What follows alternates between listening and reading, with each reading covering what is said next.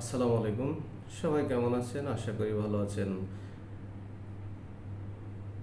আমি আজকে প্রথম একটি ভিডিওতে আমি বলেছিলাম যে অভিযোগকারীর অভিযোগে অনেক সময় অভিযোগকারীও ন্যায় বিচার হয়তো পান না, কারণ তার ডকুমেন্টের কারণে।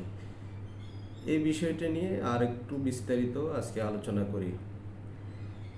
আপনার বিরুদ্ধে যদি কেউ অভিযোগ করে, আপনি তাতে ভয় পাওয়ার কোনো কারণ নেই। আমি আগের ভিডিওটিতে বলেছি, ভয় পাওয়ার কোনো কারণ নেই। আপনি সঠিক কাগজপত্র এবং আপনার যেই বিষয় নিয়ে আপনার বিরুদ্ধে অভিযোগ, সেই বিষয়ের সংশ্লিষ্ট কাগজপত্র, ডকুমেন্ট, এগুলো আপনি অবশ্যই সঙ্গে নিয়ে যাবেন থানায়। যে নির্দিষ্ট সময় আপনাকে ডাকা হবে, অবশ্যই এখানে থানায় নিয়ে যাবেন না। আমি ব্যক্তিগতভাবে অনেক অভিযোগের সমাধান নিজে করেছি। আমি নিজে দেখেছি যারা অভিযোগ করেছেন তাদের থেকে যারা অভিযোগের বিবাদী তারাই বেশি উপকৃত হয়েছেন। কারণ অনেক সময় দেখা যায় আপনি আসলে নিজে টাকা পাও না, অথচ আপনি যার কাছে টাকা পাবেন তার কাছ থেকে আপনি টাকা চাইতে গেলে বিভিন্ন সময় সে আপনাকে আজ দিবে কাল দিবে বলে বিভিন্ন সময় বিভিন্ন কথা বলে, এবং কি আপনাকে হুমকিও দেয়।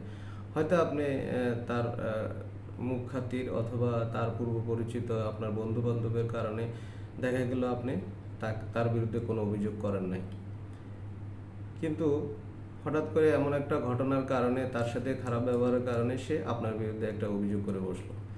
তাহলে এই ক্ষেত্রে সেই অভিযোগের প্রেক্ষিতে তদন্তকারী অফিসার আপনাকে থানায় ডাকলে এই ক্ষেত্রে যে অভিযোগ করেছে তার থেকে আপনার ন্যায় বিচার পাওয়ার সুযোগটা অনেক বেশি থাকবে। কারণ যে অভিযোগটা আপনার করার কথা ছিল, সেই অভিযোগটা ওই ব্যক্তি যখন করে তখন আপনার একটু বাড়তি সুবিধা আপনি পাবেন। তো এই ক্ষেত্রে আমি দেখেছি অনেকেরই অভিযোগকারী থেকে যারা অভিযোগ অভিযোগ বা বিবাদী তারাই আসলে অনেক সময় জিতে যায়। তো এই জিনিসটা যদি আপনাদের আসলে ইয়েতে থাকে, আপনারা অনেক সময় জিনিসটার জন্য হয়তো ভয় পান, আসলে না। তদন্তকারী কর্মকর্তা বুঝে শুনে সকল ডকুমেন্ট দেখে, কাগজপত্র দেখে, উপস্থিত সাক্ষী যারা থাকবে তাদের কথাবার্তা শুনে এবং আপনার ডকুমেন্টারি সব কিছু দেখেই আসলে এখানে একটি রায় দিয়ে থাকে। এটা সালিসি রায়, যেটা থানায় বসে মীমাংসা করা হয়। তো এই রায়ে অনেক সময় বিবাদীরই উপকার সবচেয়ে বেশি হয়। তা আমি অনেক সময় এই ক্ষেত্রে অনেকগুলা সমাধান করেছি অভিযোগের। আমি নিজে দেখেছি আসলে বিবাদীর উপকারটাই সবচেয়ে বেশি হয়। দেখা গেল যে সে এতদিন টাকাটা উদ্ধার করতে পারছে না, হঠাৎ আজকে এই থানায় সালিশের মাধ্যমে দেখা গেল যে অভিযোগকারী বললো যে ঠিক আছে, ওনার টাকাটা আমি সঠিক সময় দিতে পারি নাই, এবং টাকাটা যদি সঠিক সময় দিতে পারতাম তাহলে ওনার সাথে আর আমার এই সমস্যাটা হতো না। তো ঠিক আছে, আমি আগামী এই এই একটা সময় দিয়ে যে এই তারিখে আমি ওনার টাকাটা দিয়ে দিব। তাহলে দেখা গেল যে তাহলে এখন কি দাঁড়ালো, তাহলে এখন দেখা গেল যে অভিযোগ করেছে তার অভিযোগের থেকে আপনি বিবাদী, আপনার উপকারটাই বেশি হলো। তো এই জন্য আসলেই অভিযোগ হলেই আসলে ঘাবড়ানোর কিছু নেই। অভিযোগ হলে এটা যে অফিসার আপনাকে কল দিবে অবশ্যই মনোযোগ দিয়ে ওনার কথাগুলো শুনবেন, চেষ্টা করবেন ওনার যে সময়টা, ওই সময়ে সঠিক সময়ে আপনি থানায় হাজির হওয়ার।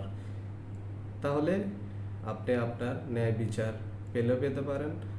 তো আশা করি আপনারা এই ব্যাপারটা ক্লিয়ার হবেন। আমার প্রথম ভিডিওটা দেখবেন, দ্বিতীয় ভিডিওটা দেখলে আপনি পুরোপুরি থানায় অভিযোগ করার ক্ষেত্রে যে আপনি ন্যায় বিচারে যে একটা ভীতি, এটা আপনাদের সম্পূর্ণ দূর হয়ে যাবে। তো আশা করি ভিডিওটি আপনাদের ভালো লেগেছে। ভালো লেগে থাকলে অবশ্যই শেয়ার করে অন্যকে দেখার সুযোগ করে দিবেন। আসলে এই ক্ষেত্রে আমাদের গ্রামে গঞ্জে অনেকে এই ব্যাপারে আসলে সব কিছুতেই তাদের অভিজ্ঞতা খুবই কম। তারা যে কোনো বিষয়ে তাড়াতাড়ি ভয় পান বা ঘাবড়ে যান থানা পুলিশের কথা শুনলে। আসলে ভয় পাওয়ার কোনো কিছুই নেই। মানুষের জন্য থানা পুলিশ আসলে সাধারণ জনগণের জন্যই। পুলিশের সহায়তা আপনি যে কোনো সময় নিতে পারবেন, তবে পুলিশকে সবসময় আপনি বন্ধু ভাববেন, আপন ভাববেন, তাহলে আপনার কাজটা সহজ হয়ে যাবে। তা আশা করি আপনাদের সবার ভিডিওটি ভালো লেগেছে। তো আজ এ পর্যন্তই, সবাই ভালো থাকবেন। আসসালামু আলাইকুম।